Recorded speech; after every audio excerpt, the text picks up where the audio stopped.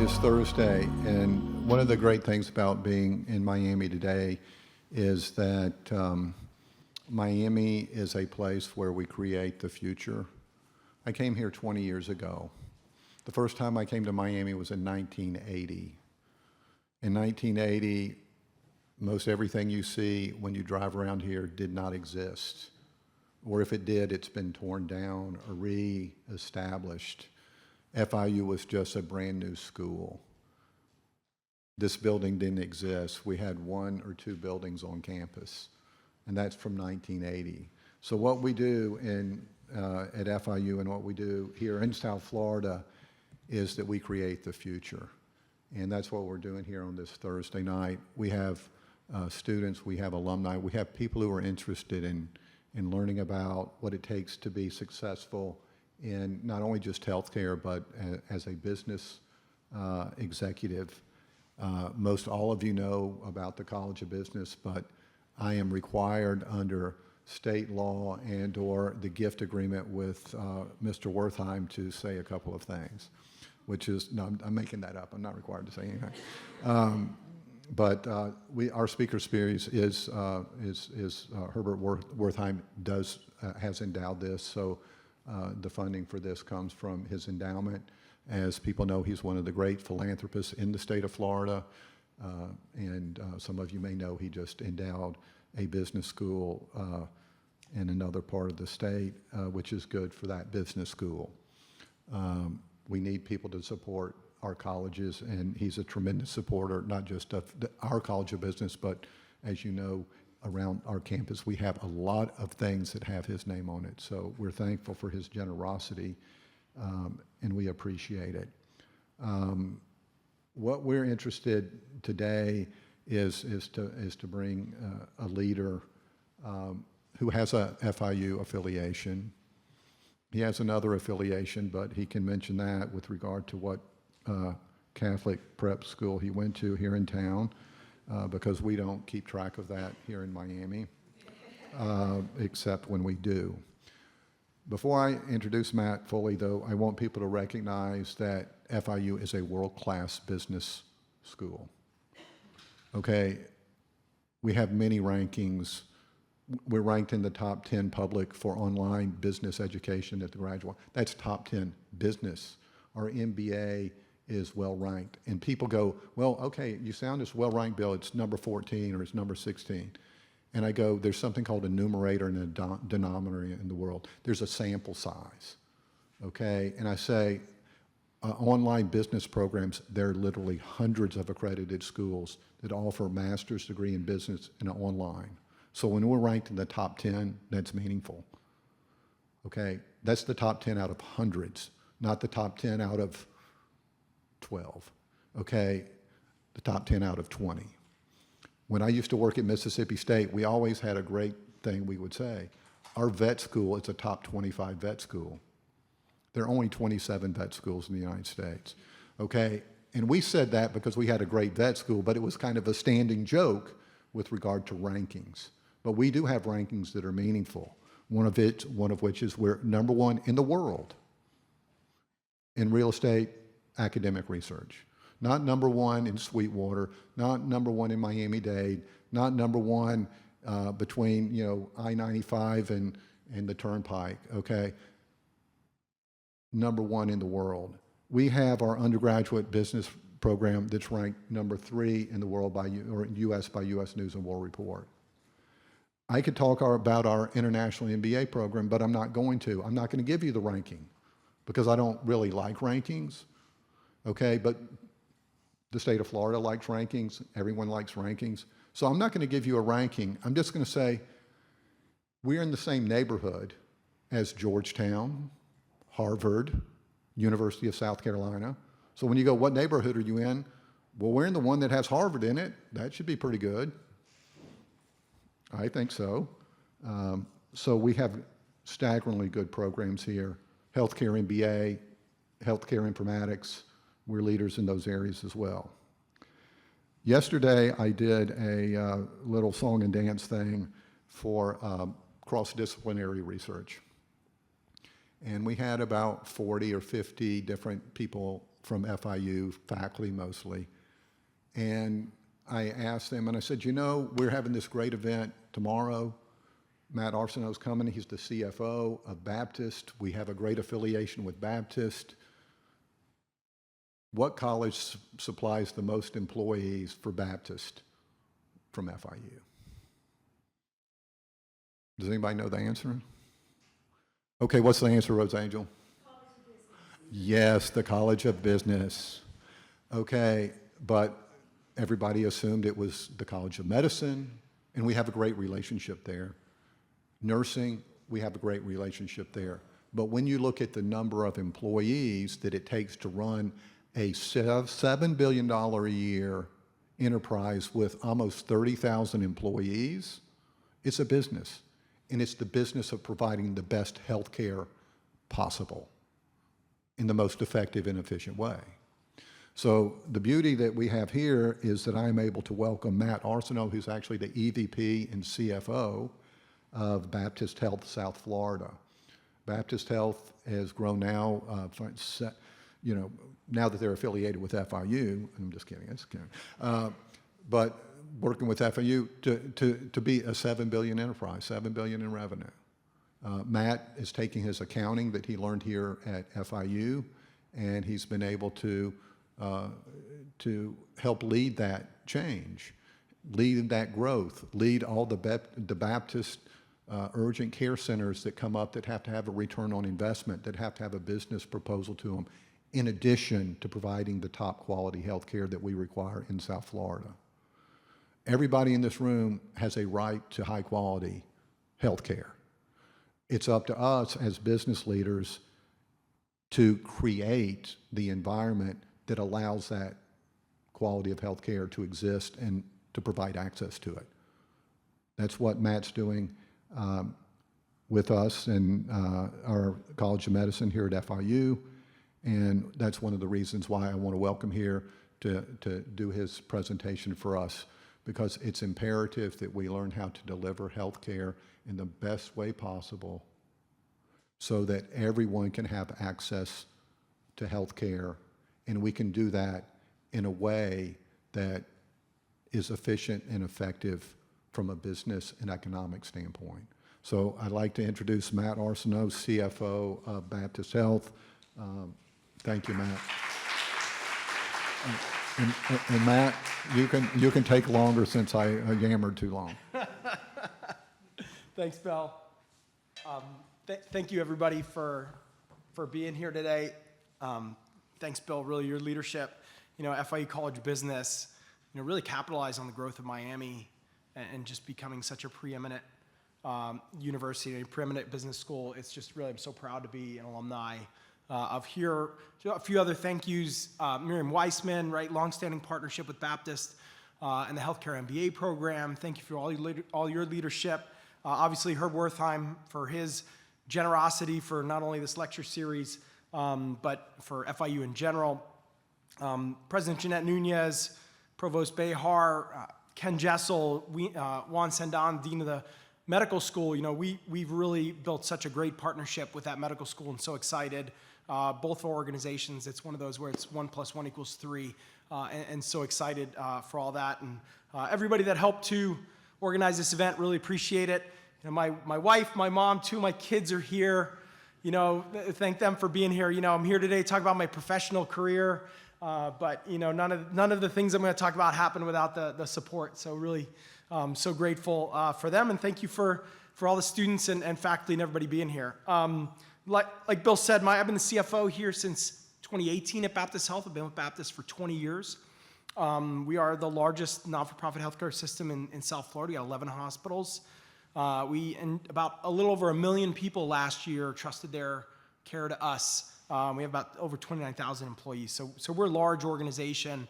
And that partnership with the FIU College of Medicine now, a residency program, when it's at its peak, we're going to turn out about 130 new physicians a year as part of that program. So really excited for the partnership and just great for the community and great for both organizations. So I'm here part of the Herbert Wertheim lecture series. Now it's kind of, you know, looking, what is the purpose of that? Why am I here? You know, what's sort of the purpose of why I'm supposed to talk here? I believe the purpose is I'm supposed to, you're supposed to walk out of here with some piece of knowledge that first you remember, and second, that has some usefulness to you in your professional development with that. So to do that, they've asked me to talk about my career journey. I've had about a 30-year professional career journey, and the first 4 of those was as a high school history teacher. And one of my first students is Professor Carrie Sanchez here in the FIU Business School. If all my classes were as good as her class, I'm not just saying this because it was an honors class, I might still be in education because that was a great class with that. But it was so great when the promotions went out for this event. She reached out and was like, oh my God, this is crazy. So it was really wonderful to reconnect, and the work you're doing in the ADAM program, it's awesome. And then after my career teaching, I was in public accounting for 6 years at Morrison, Brown, Arguez and Farah, and Deloitte. So in that 30-year career, I guess what lessons might be helpful for you all? Something valuable that kind of maybe I learned that you could take away. Well, I guess the first thing is the world's very, very different now than it was 30 years ago. With technology, it's completely different. And not only that, the speed at which things are changing is so different now than it was 30 years ago. At Baptist, we see that in healthcare. We're trying to make big long-term decisions with technology, for example, and hope to get 9, 10 years out of some technology tool. Well, now that might be obsolete in 1 to 2 years. So it's just a difficult environment to make decisions, and everything, especially in the AI landscape, really the conclusion there is everything's happening kind of faster than you even think it would. So, anytime kind of I'm asked to present or anytime at work, you really just try to think about, well, what are the 2 or 3 things? Nobody's going to take away any more than that, right? Nobody's going to remember everything you say. So I try to think about what are maybe 3 things from my career journey that somebody might be able to take away. The first is kind of this concept of active curiosity, right? I mean, we talk a lot about being a lifetime learner and how important that is in life. But, a different twist on that is kind of you have to actively go out and seek expertise to do that, right? Scrolling is a passive activity, right? There's different ways to go and seek, active knowledge with that. The next thing maybe I'll try and teach you is this concept of focusing on your strengths a lot more than you're trying to fix or correct for your weaknesses and how you spend your time and energy. And then the last is this concept of being open to pivot. Some of you, right, students that are in here, you might be anxious, right, or stressing about your major, your career, what you want to do. And I guess I would just encourage you to have a mindset to say, I'm not really worried about having my exact perfect path scoped out at this time, right? Be open to that concept of pivoting on what you have. So let's start kind of with that concept of active curiosity. So I did go to Columbus High School here in Miami, right, of course. Then I went to the College of the Holy Cross in Massachusetts for undergrad. Then got a master's in teaching as part of teaching history for 4 years. And why'd I go into teaching? One of the main reasons I went into teaching, because I was inspired by, I think, so many great teachers when I was in school. My mom was a teacher, and always this push for learning in the house. Jeopardy was always on in the house, so you had to know stuff if you wanted to watch Jeopardy in the house, right? And at Columbus, anybody that's been to Columbus, especially my age, knows about the history department there. Just a group of teachers and educators that were amazing storytellers. They just loved their subject so much and communicated with students in such a way that was really special. And I always connected with that, wanted more with that. John Cunningham, John Linsky, Steve O'Brien, Brother Eugene, these were people that were just so passionate about what they did and really connected with me that every elective I had an opportunity, I was taking those classes. And then at Holy Cross, it was very similar. I double majored in history and economics, and just Father Anthony Kuznevsky, Karen Turner, Bill Green, the knowledge and the depth of expertise of so many of those college professors was super inspiring. And Professor Bill Green, I still remember a comment he gave to me on a paper 30 some odd years ago. He was your traditional New England professor's tweed jacket and patches on the elbows and super proper guy, taught European history. He was the best. And I had to write this paper once, and it was, European history, and it was on the region between France and Spain, and I wrote, a bunch of stuff, and 2 pages all about it, and I'll never forget, I felt all proud of myself on the paper, and I get a comment back, I think I got a C, maybe worse, and his comment was, Matt, everything you've written about this region is completely wrong. I've cycled many, many years in that region, and your conclusions is nothing of what it was like. And it was just this, like slap of like, oh wow, I don't know anything. But I was always stuck with me just the depth of expertise. He went out there. He studied this subject at such great length that he was there experiencing it. Boots on the ground. That always stuck with me, and that respect for that expertise and that knowledge. And then at FIU is no different, right? I mean, two of my favorite professors here, Professor Surashaker, Professor Raghunandan. When I started diving into accounting, teaching accounting was kind of like learning another language for me. And really this appreciation, I'd always studied kind of the liberal arts, and now kind of opened my eyes to the world of business. It was great. I loved it. And all the things that they did. And then working in accounting, really just so many mentors throughout the years. So, so the key for that idea of curiosity is you don't have to know everything. You're not expected to know everything, but constantly just trying to tap into those experts and seek out those experts in wherever you are is important to do. Now, I would say today, compared to 30 years ago, it's both harder and easier. I think it's harder, like with hybrid and remote work environments. It's much more difficult, I think, to tap into people's expertise than it was before. But that just means kind of, I think, putting forth a little bit more effort and being proactive as students and as people to try to do that. I do think, though, it's easier with technology. Right? I love to read. I think reading biographies of people, whether in business or great leaders, is a great way to tap into expertise. And now with audiobooks, podcasts, it's super accessible and really would encourage people to tap into that. I do that a lot. I think for business school, if I could recommend anything to somebody studying business now, it's the Acquired podcast. If anybody's with Ben Gilbert and David Rosenthal, they only drop one a month, and it's about 4 hours, but they do a deep dive. Find a company you like, IKEA, Trader Joe's, Costco, and just give it a listen. I would tell you, I've been listening for probably about 4 years, and I don't think I've had any outside source of information that has influenced me in looking at Baptist Health through a different lens, right? Because you get these histories of these amazing companies and what they did to be successful, pitfalls they had, and now we can apply that. I apply that to Baptist Health, and it's just an invaluable resource, something that never would have existed 30 years ago. So these tools are there for you to tap into that expertise. So I can imagine some of you may be there going, okay, that's great. Yeah, we're in school, we're learning, but like, have you seen the job market? Do you know how difficult it is out there? Like, we're anxious about, what about our career and our future? So with that, I think it's important to talk about this concept of building on your strengths. When I was an undergrad, I did not have a definite path of what I wanted to do, but I knew kind of I was good at a few things. I really liked public speaking. I always kind of wound up being the captain of whatever study group we were.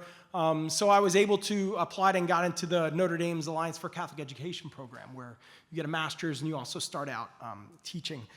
So I started that program, and right after graduation, I started school a little young. My mom, like education important, got me in very early. So my first year teaching, I was 21 years old, teaching a bunch of 16-year-olds.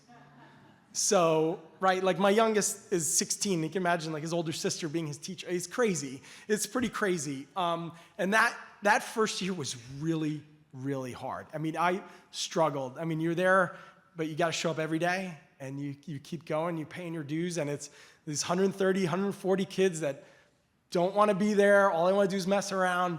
And it was a very difficult year. But as part of that program through Notre Dame, we had this professor, Tom Doyle, who's passed away, but he was from Montgomery, Alabama. He probably did every job in the Archdiocese of schools in Alabama. The greatest educator I've ever met in my life. So we would have these meetings, and you'd sit there and I'd vent to him about how horrible everything was and how I couldn't control my classroom and how everything was a mess. And he, of course, being a good Southern gentleman, would never interrupt. You just sit and listen, and Tom would listen. And then when you'd pause, he would go, all right, Matt, tell me something that you did really well last semester. And you'd sit there and I'd slump. It's like, but it's so much more comfortable to just complain. But then you'd think of something. I'd say, oh, you know what? That one lesson I did, that was good. That worked really well. Kids connected with that. And then somebody came and talked to me after about that. And what you did is you just gave them that little thread. And you just started pulling it. All right, what about it? Why do you think that worked? What do you think resonated? Or what did you do? Was there something about how you did differently? And we just keep teasing that out. And it was that idea of like, he didn't want to hear about your weaknesses. Everybody's got weaknesses. Okay, build on that. Build on your strength and what you're doing. And Doc Doyle, it was so great. And I always remember him doing that. And I think about that sometimes. I use that with my team sometimes when they're kind of struggling with something. So fast forward to my time at Baptist. My first boss at Baptist, a guy named David Frum, just a mentor and great friend still. I love David. And one day, I was maybe there a couple of years, he says, all right, next week you're presenting the financial results to the foundation board. You're doing it. And I'm like, okay. Now, most people a lot of accountants I know maybe, not to stereotype, would be like, oh God, not enjoy that. I was like, this is great. I have no problem getting in front of people, and I'm going to have an audience that wants to listen to what I have to say. So I loved it. It was great. And I started doing more and more of that. And as I started to grow at Baptist Health, I kind of viewed my role as a finance leader as somebody who educates and teaches. I would try to take, healthcare finance is unbelievably complicated. It is a horribly complicated business on how we get paid and everything about it. So I would try to really simplify that as much as possible to be able to communicate that to our clinical leaders, right? Because oftentimes there's a lot of tension between business leaders and clinical leaders in healthcare. So the more I can just try and educate them as to why am I asking them to do this thing? Why are we being annoying about and keep bothering about something, right? So I would always take that kind of education mindset to that, whether it be talking to our board, hey, why is this strategy important? How do we think that's going to work with that? And I really love, I would help my bosses out, right? That's, anytime I thought I can contribute to help them communicate something more clearly. And I love doing town halls. As I've moved up and becoming CFO, getting to communicate with the entire organization, that same concept. Hey, this is what we're doing. These are our goals. This is how you're a part of it. And be able to, I always take that sort of teacher, educator mindset with me. And it just is very, very, I think I'm making an impact with that, and it's been very rewarding. But that's not even sort of the best part of that. The best part of it is I have a lot of weaknesses too, right? And the best part is that you can try to find other people who their strength is your weakness. And you really try to do that as much as possible. And that gives you so many wins, because if you keep throwing the things that somebody else is good at and have them do it and give them the freedom to do it, then they're kind of sharpening that skill themselves, and they're getting better and better at it. And your life's more enjoyable because you're not doing the things you don't like to do that much. And you do that more and more, and you start to build this really great team where everybody feels like they go home at the end of the day, they're doing something they're really good at, they're getting better at it. And that concept of building strengths is really, I think, something I've focused on, and I think is important for you all to think about. You don't have to be the best in the world in something immediately, right? I think I'm good at teaching. I was not good at teaching when I started. I struggled at it. I had to pay my dues and really kind of sharpen those skills throughout. So unfortunately, I think a lot of younger people today, they think they have to be a perfect expert at everything from the beginning. You don't. It's okay. That struggle is okay. That struggle is that growth. But what I would encourage you to do, those of you that are, thinking about opportunities, is, well, what are my strengths, right? Because if you're looking for opportunities, if you can communicate that in a way, then somebody that's looking to maybe hire you or make you as part of a team, they can see how you can fit. So really try to dig in and focus on what you think your strengths are, and just continue to build on that. Then the last takeaway is this concept of sort of being the confidence in being able to pivot. Some people hear my career journey of, go from a history teacher to CFO of a large organization. They're surprised by it.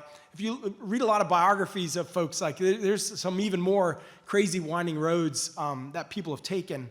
But what I can tell you is that the road ahead takes many paths, but you can't predetermine kind of what it is. I mean, I really enjoyed teaching, but I kind of thought, when I got to my fourth year teaching, that it was time to try something else. There was probably some better fit out there. I had a lot of friends that actually went into accounting.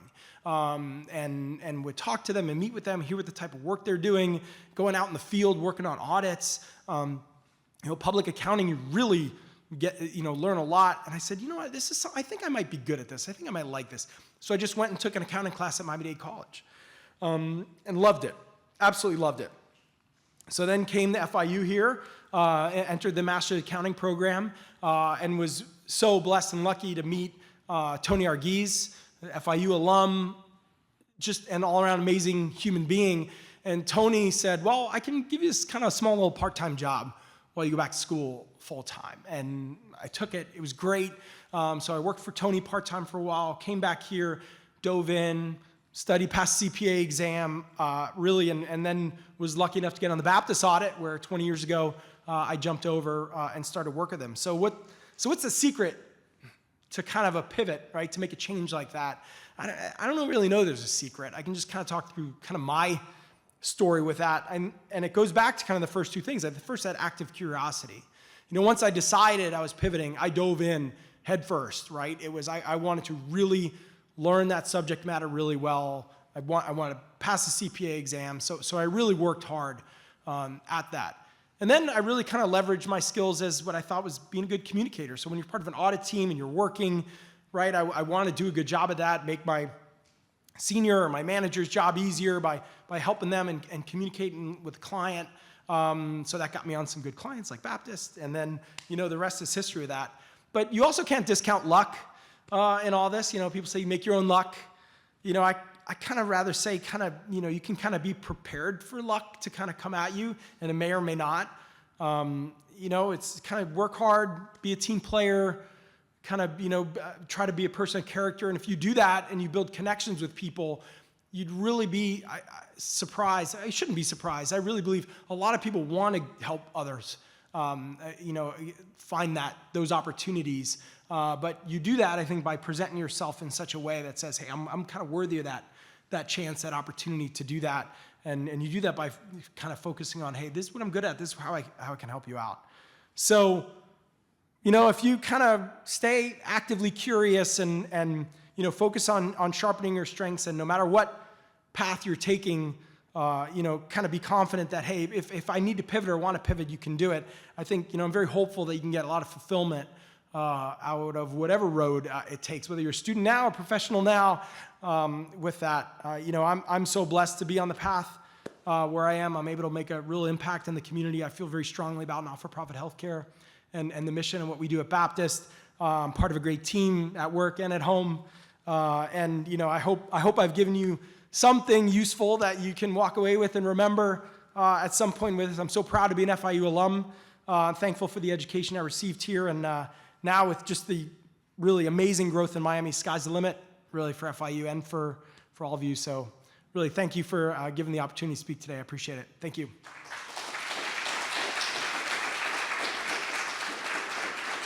We're doing Q&A? Do a couple of questions. Sure. And we won't focus on Columbus versus Belen or anything like that. Oh, there's another Catholic school in town? Yeah, they think there is. So we have Matt up here. Matt's at the cutting edge of what's going on in healthcare. Okay, healthcare is changing every day. Somebody's got to have a cutting edge question of what's happening in healthcare today, and it can't be Dr. Miriam Wiseman, because we know she has a question. So we'll let her ask the question first. Well, thank you. And first of all, thank you, Dan, because I think our students really appreciated hearing about your journey, because yes, all of you are committed to your own journey. It's true. I could see you all shaking your head. So I want to ask you this question, Matt.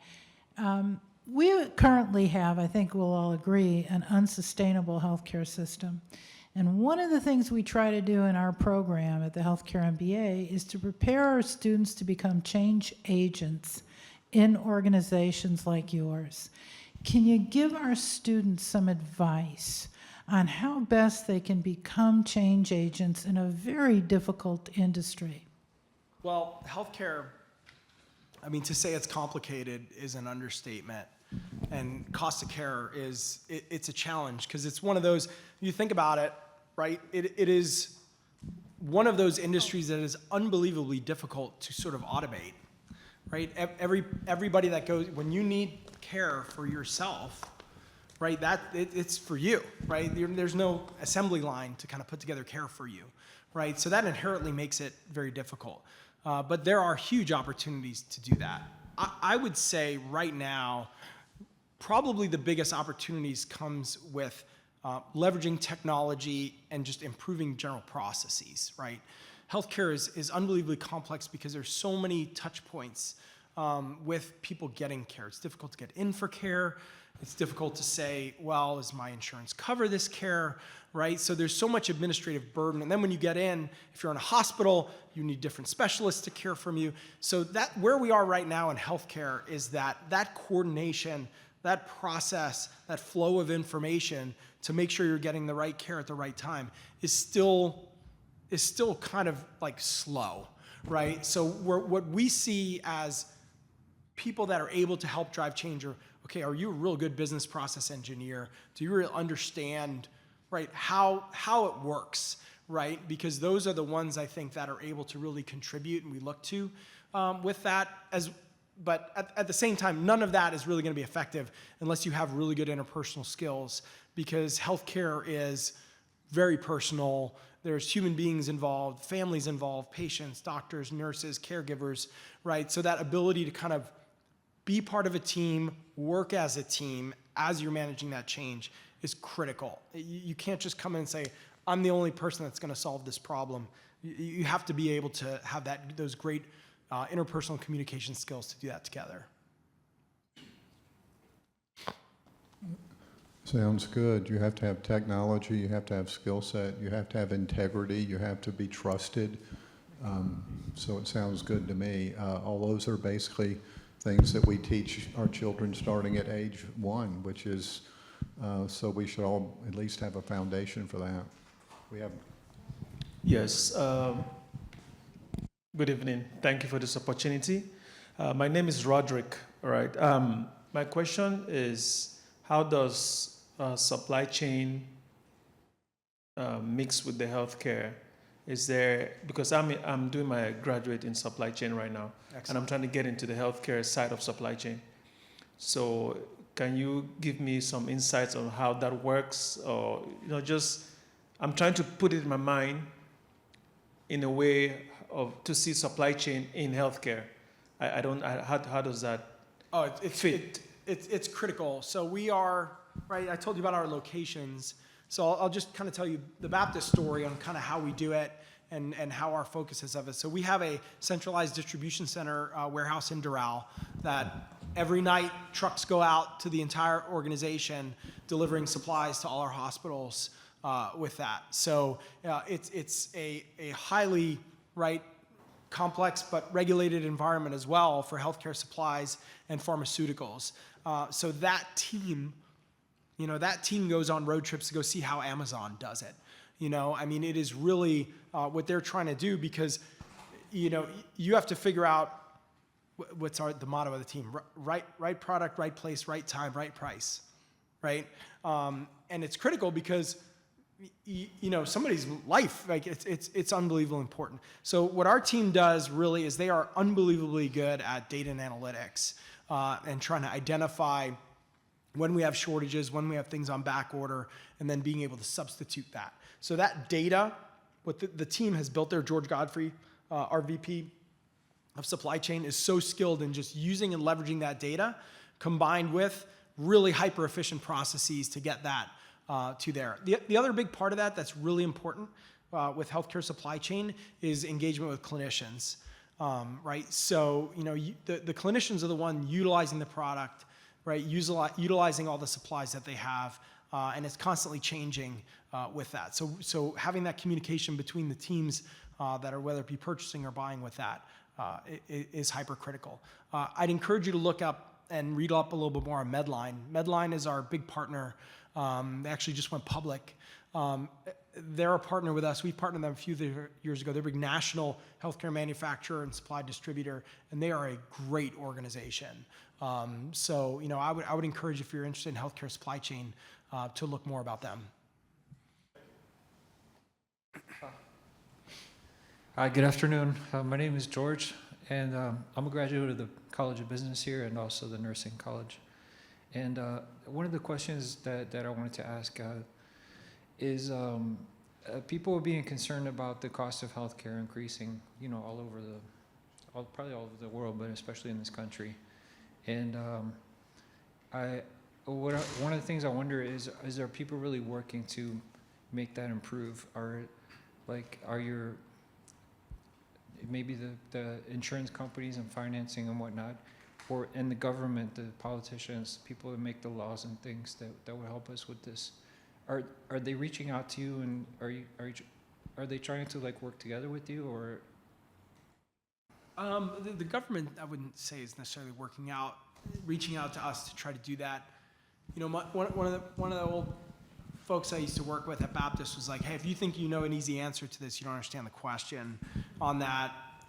What I would say, I'm optimistic that a lot of the administrative cost for healthcare is going to come down in terms of the burden of how long it takes to get an appointment.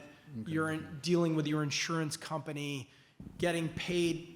We spend an inordinate amount of time and money and resources trying to get paid for the work we do. But I think there's kind of a growing movement of eliminating that, plus technology. I mean, I believe we're going to be reaching a point at some point where it's just AI bots talking to AI bots and resolving those problems, right? So I think that administrative cost is going to come down. I think part of the biggest challenge is just that personalized care, right? Like, you're seeing some things in cell and gene therapy now that are so unbelievably precise. We think some diseases now that people have for their entire life, there's ways to now use cell and gene therapy to potentially have that cured in somebody when they're a child. The problem is that the treatments cost millions of dollars. So our current insurance payment structure kind of breaks it, kind of doesn't work. So we do need some creative ideas, with how to reduce healthcare costs. I mean, we try our best to do that, in our organization to do that, but we also want to make sure we're delivering the best care. We want to make sure we're recruiting the best physicians and clinicians to come work in our facilities as well, right? So it is a challenge. It is definitely a challenge to continue to do that. So, Medicare Advantage was supposed to be kind of the solution for that, but I think they're realizing it's not necessarily less costly to taxpayers for Medicare Advantage compared to traditional Medicare. So I guess my answer would be it's a work in progress, really. Thank you so much for being here with us today. My name is Andrew, and I am a PhD candidate here in the College of Business, and I study leadership. So I have a leadership question for you. As the CFO, of course, you serve on Baptist's leadership team, and for those in the room who also study leadership, the CFO is regarded as the number 2 in the given organization to the CEO. So with that said, I'm very curious to hear, what is the experience you feel that someone needs to be selected onto the leadership team of a healthcare organization? Okay. Well, please, nobody walk out of this room saying I'm the number 2 at Baptist Health. We have a great leadership team. But thank you for the question. So what do you need? I think I would say, and this is becoming more and more and more important as AI becomes more prominent in businesses, you really need deep subject matter expertise. You need now, technology is moving so fast in being able to provide information that the way it's presented all looks right, but it's not, right? And yes, it's going to get better and better, but you need people in senior positions in the organization driving the strategy of the organization that understand how large healthcare organizations work. So I really think it's that idea of, building up that skill set and that knowledge as you go through is so key and is becoming more and more important. And I mean, at least Baptist, with part of our culture, you got to be a team player. I think that's a huge part of our culture that is great. Like, if you're the type of person that's gonna be trying to, scheme your way through, that is just not part of Baptist. And I think a lot of other really successful organizations, you see that encouraged as well. So, how do you be a great team player, leverage that concept of everybody working together on that? I found your talk very helpful personally, and I came here for my girlfriend, not knowing that it would help me so much. But Okay, just so you know, that's always a good idea. Just always a great if idea. you didn't think that was a good idea, that's a good idea. And okay? he's very smart too, because his girlfriend's a wonderful person too. Went to school with my daughter. but a little bit of an unrelated question. I went to Columbus, and my question is, what is something that you gained from Columbus that has helped you in your professional career? Wow. Well, not only just the education there, which was great. You know, I mean, honestly, and I think FIU is very similar in that is the network. I mean, I think you got to really take advantage when you're in school, whether it's at Columbus or at FIU, of making sure you're interacting with the people that you're in school with, right? Because, you know, that opportunities will present themselves where you can reconnect with them, where if you need, hey, wow, I really need somebody, you know, that's really great in marketing, and you might know somebody you went to school with that you know went into that you want to tip into that. So, you know, whether it be at FIU or Columbus, I think that's a real thing that's definitely, you know, benefited me in both areas from both schools. One more? Okay. Yes. Hi, my name is Angie. Well, I should stand, right? Hi, my name is Angie, and I'm currently a healthcare MBA candidate at FIU. I'm transitioning from working in the clinical side.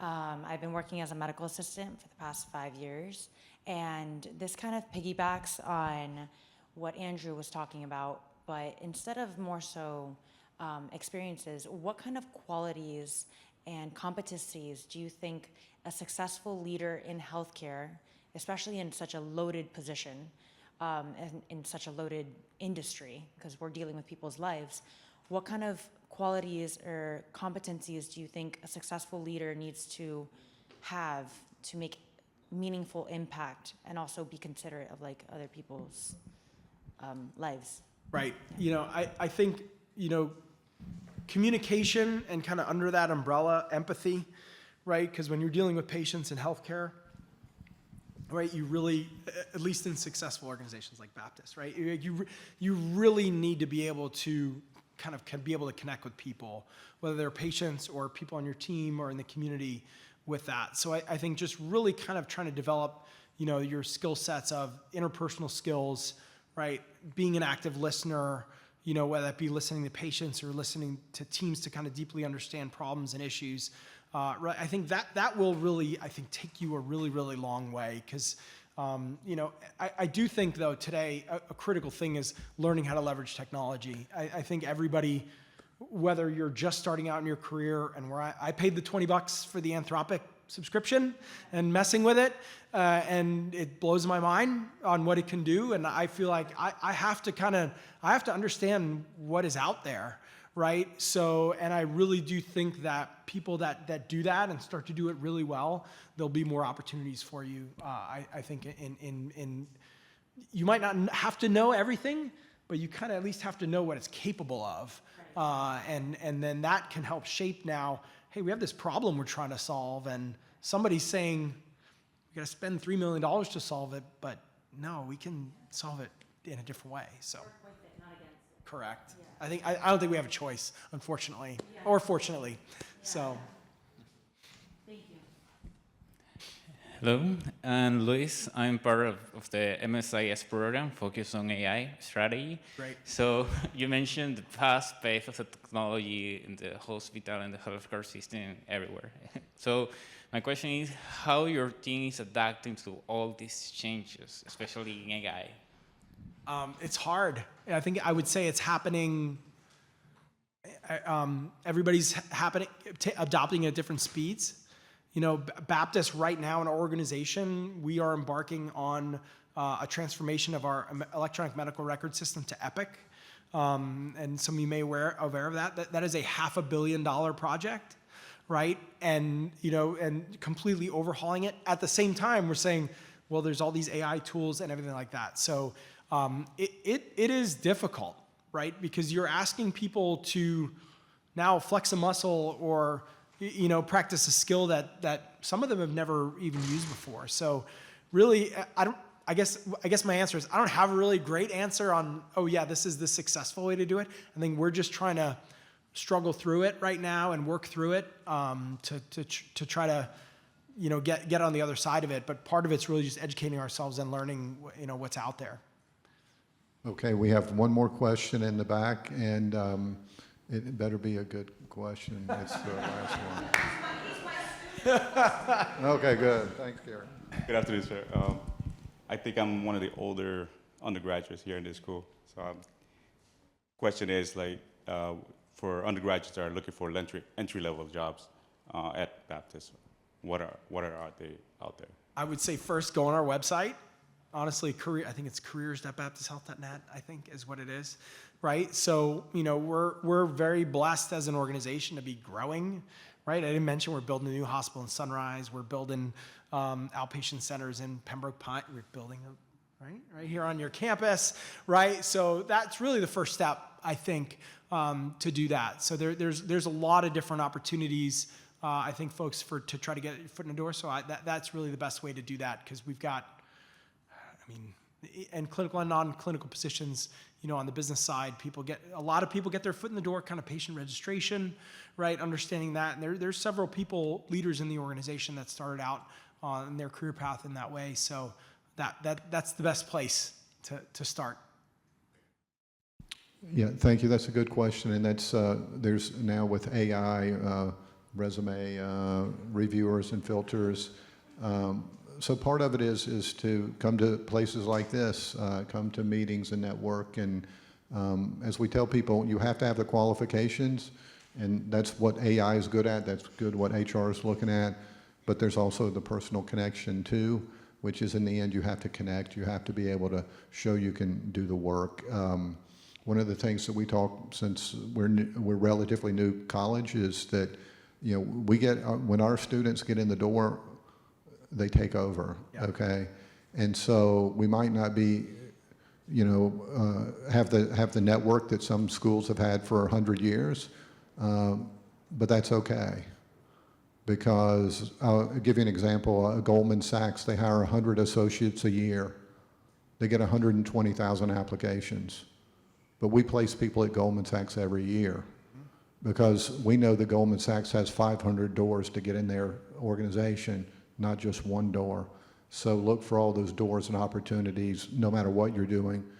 Every position I've ever had in my life, there's been a personal connection, even if the initial way you go through it appeared to be a non. So you only need one job at a time. That's also the other thing. People need to have, no, you need one, do well, and to get the next one. So that's always freaked me out. And when I talk to my daughter about her job search, it's like, you only need one job. You don't need four, you need one. So don't get discouraged. But Baptist is growing. $7 billion, the largest nonprofit in South Florida healthcare system. We are building a new hospital clinic here. It's mostly funded at this point, I think, from the state of Florida. That's going to allow us 130 residents. Our College of Medicine graduates 120 students a year. That's a fairly large College of Medicine, 120 students a year. Okay, so we're already making a difference, and we know that by having a partnership with FIU and Baptist, we're not going to stay at 120. We're going to grow at some point. If we have 130 residents there, that's 130 people who are going to be medical doctors that can provide services in South Florida. Mm-hmm. And we also know the final real caveat is the mission of FIU and FIU College of Medicine and the mission of Baptist is very aligned. Serve our community. Provide the services our community needs. So the partnership that FIU has with Baptist is a fantastic partnership. It took years to negotiate. And I'm going to do a little story and then thank Matt. So in the end, most of the difficult part is the clinical side. How do you do the clinical side? But you know what? At the end of the day, you have to run it by the CFO because it has to make sense. Okay, and so one of the kind of humors that I always had, and people tell me, I go, well, have you talked to Matt? Have you talked to anybody? Well, we're talking to Joe, we're talking to all these people. But at the end of the day, it has to be a win-win. And as Matt pointed out, there is different types of accounting. Financial accounting, managerial accounting, and then some type of accounting where 1 + 1 = 3, which is a new kind of accounting that apparently we've actually created with Baptist. So I want to thank Matt for coming here. Appreciate it. Thank his wife and his mother for coming. It's a great support because no one gets to where they're going without someone helping them get there. So help, if you can't, everyone in here needs to help someone get somewhere. Okay? So if we do that, we're going to win. So thank you guys for coming. We have food. We have more restocked food. They've restocked.